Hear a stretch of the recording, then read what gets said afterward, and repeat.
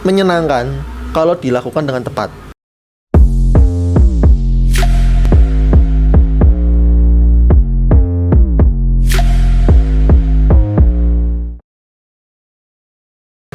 Oke guys, ketemu lagi bersama saya Andre Julius di garasi RTC Bike.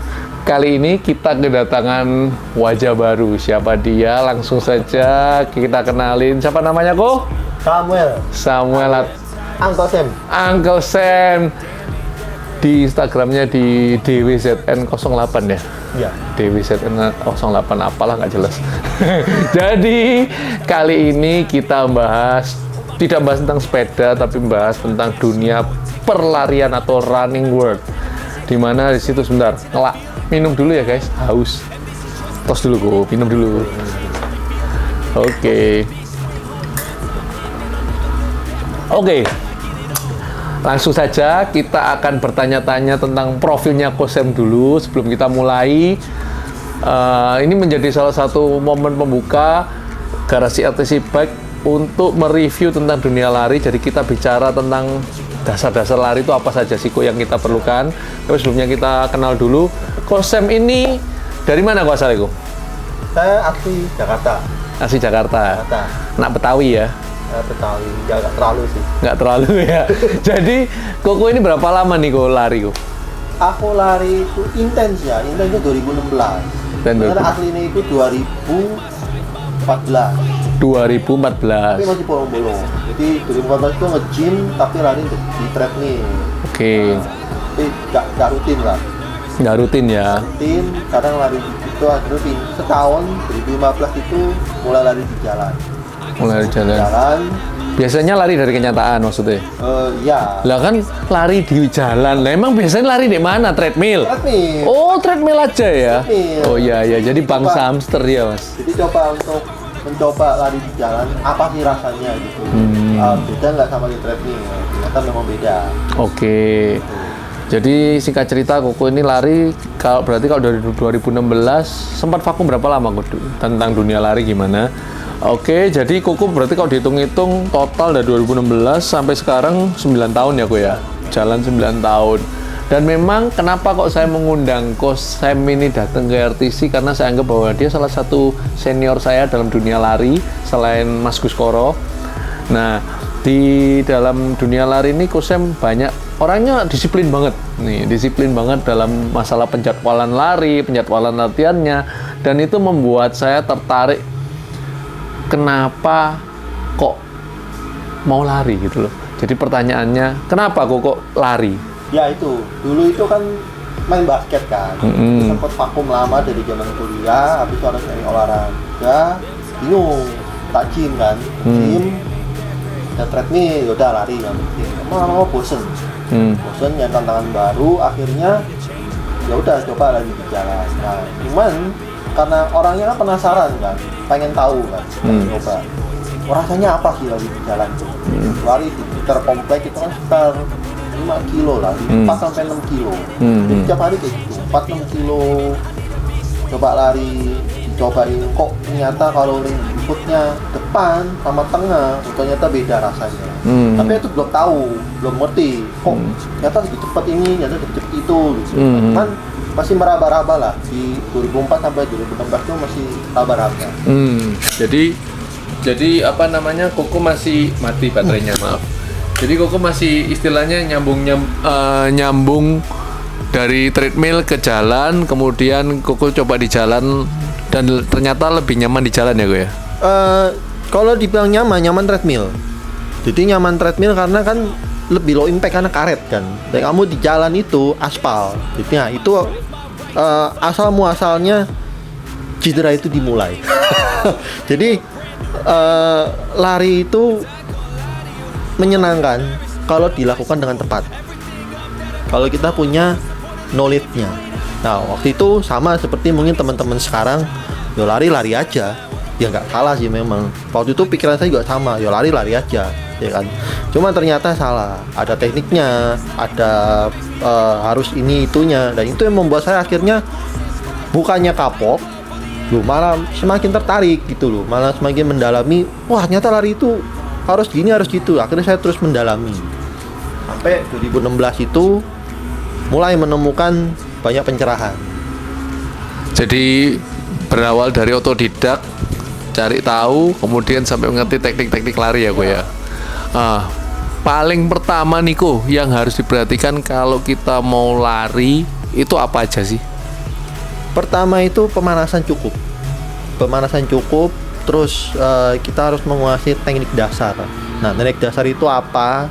Itu bisa ada namanya ABC drill, ABC skip, dan macam-macam lah. Nah, kedua kita harus punya pondasi strength training yang cukup. Ya, jadi kekuatan otot-otot kaki kita, hip kita, abs kita, semuanya tuh harus mendukung. Lah kalau misalnya kita nih, Ko, yang nggak ngerti ABC drill itu apa, yang satu-satu. Kalau kita mau bahas satu-satu ini 2 jam nggak selesai nih kita ngomong. Nah, ini sesi pertama kita kenal, nanti ada sesi-sesi berikutnya. Cuman yang pasti, Ko, kalau kita pelari awam, ya kan, pelari awam nih, angger lari atau biasa wes sembarang lari lah. Apa aja sih yang kita perlu lakukan awal, perbaiki awal? Kalau kita belum kenal ABC drill apa yang paling dasar. Kalau aku sih, Ko, ya, menurut aku juga baru pelari awal-awal ya. Berarti paling enggak yang paling mendasar tahu dulu bagian kaki mana yang harus kita gunakan supaya kita bisa berlari dengan baik tanpa ada cedera. Itu enggak sih, Ko? Ya. Nah, biasanya lari itu ideal itu adalah kita landing dengan area midfoot. Midfoot itu mana? Jadi area ball foot, jempol kita ini loh. Nah, ini area midfoot ini. Kita angkat kaki nih dari sini. Pergi kita angkat kaki. Jadi itu area midfoot. Nah, kalau mau ditanya area depan forefoot, midfoot sama toe mid salah enggak? Enggak salah, cuman peruntukannya beda. Kalau kamu sprinter, ya kamu pakai depan forefoot. Dan kamu long distance runner, lebih ideal pakai midfoot. Nah, tapi banyak orang yang pakainya toe mid, landing toe mid. Enggak salah juga. Karena apa? Coba perhatikan kalau kita jalan, sandal kita mana yang lebih cepat habis? Pasti yang belakang kan. Nah, itu udah tendensinya naturalnya kita pasti tumit. Nah, itulah kenapa di awal itu kita melatih teknik itu dari ya skip, drill segala macam supaya teknik kita landingnya itu di mid. Gitu. Apakah kalau kita nggak latihan itu apakah bisa? Bisa. Tapi mungkin prosesnya akan lebih lama. Jadi kalau aku nih menerjemahkannya bodoh-bodohan, logika saya pada saat saya berlatih lari, Coach, itu kalau saya landingnya pakai tumit itu pasti bahaya. Karena apa? Kalau jalan nggak ada masalah kita berjalan pakai tumit karena kita impactnya nggak terlalu besar pada saat kita berjalan kaki. Sedangkan lari kalau kita ending di tumit itu bisa sampai batang kepala kita belakang sampai tulang ekor kita bisa kena semua karena pusat tekanannya jadi center of gravity-nya pertama waktu mendarat itu di tumit kita. Jadi menurutku memang yang paling aman adalah midfoot. Midfoot diakhiri dengan forefoot, sedangkan atau kaki depan ya. Midfoot memang. Midfoot ya. Landingnya adalah selalu di midfoot kan? Kaki itu landing midfoot ini. Jadi midfoot. Nah, kaki kita landing ini tidak melebihi hip. Jadi kebanyakan orang kan suka overstride kan. Nah, overstride itu adalah ini landingnya kakinya terlalu maju, melebihi hips, jadi melewati center of gravity. Jadi center of gravity itu ada di area pinggang. Nah, kayak kita landingnya melebihi ini, nah itu sudah pasti overstride dan cenderung akan cedera. Gitu. Nanti kita coba akan kasih gambarannya di footage tidak hanya ngobrol kita aja, kita kasih footage juga mengenai posisi badan yang benar pada saat lari, kemudian bagaimana kita lari supaya nggak terlalu cepet capek juga. Tapi kita nggak akan bahas banyak di sini, kita cuma aja kasih dasar-dasarnya aja. Kita sekarang akan ngomong itu tadi cara larinya ya. Terus mengenai pinggang ke bawah. Kalau upper body gimana, Ko? Upper body itu harusnya tidak terlalu tegak, juga tidak terlalu bungkuk, tapi kita lebih lean kayak mau jatuh ke depan. Jadi kita kan lari itu cenderung kan suka ada yang gini kan, ada yang gini, tegaan bungkuk, ada yang begini. Nah, itu salah. Jadi posisi kita tetap lurus tegak, tapi barang buang ke depan sedikit. Jadi posisinya adalah lean sedikit. Boleh lompat-lompat nggak? Nggak, ponci itu tidak boleh. Itu sangat-sangat menguras energi. Jadi ponci itu nggak efektif lah. Jadi buat teman-teman, kalau misalnya saya dengan bahasa bodoh-bodohan saya, kalau saya lari, kalau saya tahu bonci apa enggaknya, saya lihat dari bahunya.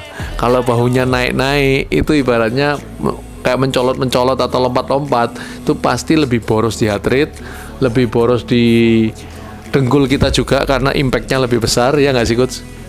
Ya, karena orang yang larinya bonci itu biasanya memang perhatikan bahwa setiap dia landing kakinya itu pasti ada Hentakan. enggak, bukan hentakan ya. Dia kayak loncat tapi lama. Jadi kayak ngepernya itu enggak alami.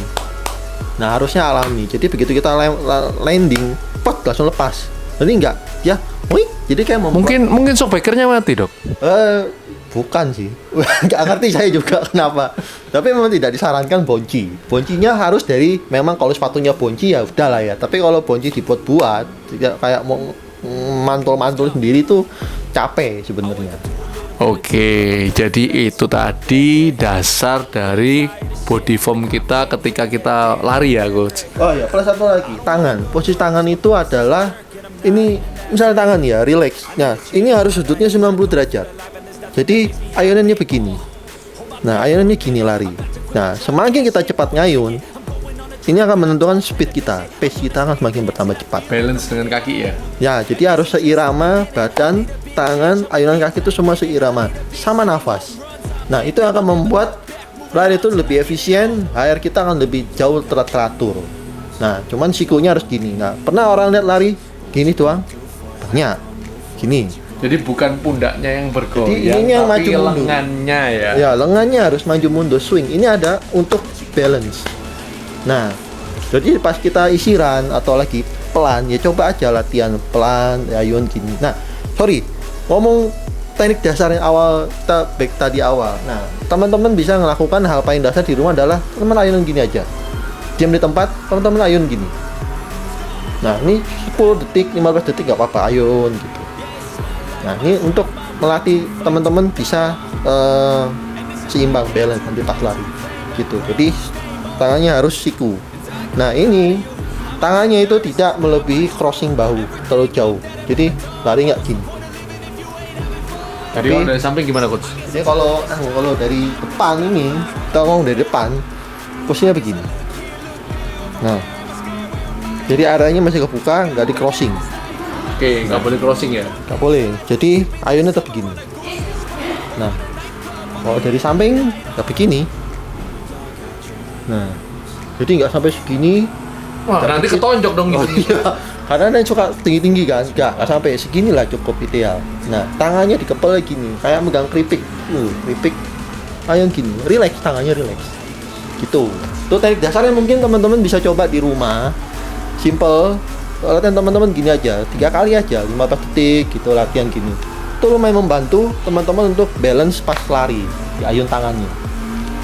Nah, teman-teman, cukup membantu kan? Sekarang kita akan bahas lagi berapa tentang pace dasar. Kita hari ini nggak bahas tentang gearnya ya, nanti gear ada sendiri ya waktunya ya. Kita bahas dulu tentang dasar-dasar aja, lari itu seperti apa sih badannya.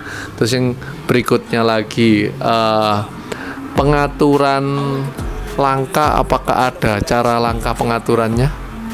Pengaturan langkah, maksudnya cadence ya? Ya, cadence. Ada orang yang langkahnya kecil-kecil, akhirnya atau besar-besar, atau stride istilahnya. Stride-nya itu besar apa kecil, terus kalau speed tinggi itu cadence-nya gimana, kalau speed rendah itu cadence-nya gimana. Nah, sebenarnya kalau coba perhatikan pelari-pelari Jepang, mereka itu kan nggak terlalu stride-nya nggak terlalu panjang. Nah, cadence mereka tuh cepet 180-an. Tapi larinya ya nggak jauh tapi cepet gitu, pendek-pendek kayak ninja, cepet gitu. Nah, itu untuk yang badan tinggi berapa, Coach? Tapi ya kalau kayak kita yang tingginya 175 ke atas itu memang cenderung sulit mendapatkan cadence tinggi. Dengan lari santai ya, dengan cadence tinggi 180 itu rata-rata susah, paling 160-an. Nah, bisa nggak 180? Bisa, tapi biasanya pace-nya udah masuk kepala 4 dan stride-nya pasti panjang, karena memang itu salah satu benefit dari pelari yang memang punya postur tinggi. Dan mereka rata-rata kalau kayak pelari Kenya kan tinggi-tinggi ya, mereka rata-rata stride-nya panjang, dan angka Cadence-nya cadence tinggi. pun tinggi gitu. Jadi keluarnya pace 234. Ya pace-nya 250, 240 gitu. Dan memang ground contact mereka pun juga cepat gitu. Jadi nggak ada yang lama. Jadi maksudnya ground contact adalah waktu ketika kaki kita berganti langkah, jadi yang menyentuh dengan tanah berganti langkah lagi. Kalau makin cepat ya jelas itu namanya kita makin terbang atau kita jadi ninja. Jadi dengan kata lain, makin kenceng kita, maka ground contact kita makin minim waktunya, dan langkah kita juga makin, langkah besarannya tidak bisa jadi patokan ya coach ya. Langkah besaran enggak, karena tiap orang beda-beda. Atau langkah besarannya atau stride kalau kita bicara di soal lari, dan cadence itu pasti bisa menentukan. Cuman kalau kakinya kita pendek atau badan kita pendek, cadence kita tinggi pun, kalau stride-nya pendek otomatis kita perlu effort lebih untuk bisa speed lebih tinggi. Betul ya? Iya, biasanya gitu. Tapi sebenarnya beda aja sih benefit dengan orang yang punya kakinya lebih panjang dan yang pendek. Mungkin dia bisa main meskipun cadence-nya nggak tinggi ya, katakanlah 175, tapi stride-nya 1,2, itu lumayan kan gitu. Nah, bisa nggak teman-teman yang memang nggak terlalu tinggi, kakinya nggak terlalu panjang, bisa nggak untuk dia main stride-nya panjang? Bisa, cuman memang harus melatih otot hamstring. Nah, kenapa harus otot hamstring? Karena begitu kita lari, stride, narik, itu tergantung dari elastisitas hamstring. Jadi semakin kita hamstring elastis, dia kan bisa narik lebih jauh. Walaupun kakinya mungkin nggak tinggi ya, mungkin kakinya nggak panjang, tapi bisa memang. Itu cuma harus dilatih. Jadi itu tidak hanya faktor porsi tubuh atau body geometry, tapi juga faktor kekuatan atau porsi otot dari masing-masing pelari ya. Jadi misalnya kita badannya kecil tapi hamstringnya kuat, ya dia bisa lari dengan kenceng dan melakukan stride yang besar ya. Kalau dia tingginya bagus pun tapi dia hamstringnya nggak terlatih, ya tetap aja nggak bisa dapat stride yang besar ataupun cadence tinggi yang cukup awet ya. Ya, karena memang lari itu nggak bisa kita ngomong cadence dan stride, tapi memang ada faktor penunjang otot. Ya, ototnya nggak hanya hamstring, tapi kuat tricep kita, calf kita. Calf itu otot betis belakang loh ya. Nah, itu kan yang kayak pair sebenarnya. Jadi dia landing dan bertolak itu adalah kekuatan dari calf, si betis tadi itu. Nah, betis itu adalah pair. Nah, itu yang harus dilatih juga sebenarnya. Jadi itu yang pas dia landing dan dia bertolak. Nah, otot itu yang kerja sebenarnya. Nah, pas landing juga kan sebenarnya kuat ini juga power ya. Ya, jadi power ini juga kalau memang otot kuat kita kuat, balance-nya bagus, ya dorongannya juga besar gitu. Jadi ya lari itu banyak faktor yang berkaitan sebenarnya. Tuh teman-teman, nggak sesimpel itu kan lari. Nah, saya rasa nggak usah panjang-panjang. Kali ini sedikit ilmu aja dari Coach Sam yang bisa kita bagi untuk hari ini dulu. Kita kasih tentang dasar-dasar cara berlari secara benar dan berdasarkan dari pengalaman beliaunya yang sudah berlatih selama 9 tahun. Dan semoga ini bermanfaat. Jangan lupa teman-teman untuk tonton video ini sampai habis, klik like, subscribe, dan juga nyalakan loncengnya supaya kita bisa makin berkarya, dan ditunggu untuk sesi-sesi tanya jawab atau latihan kita bersama Coach Sam di channel Garasi RTC Bike selanjutnya. Saya Andri Julius pamit. Ya, Uncle Sam. Bye, God bless you.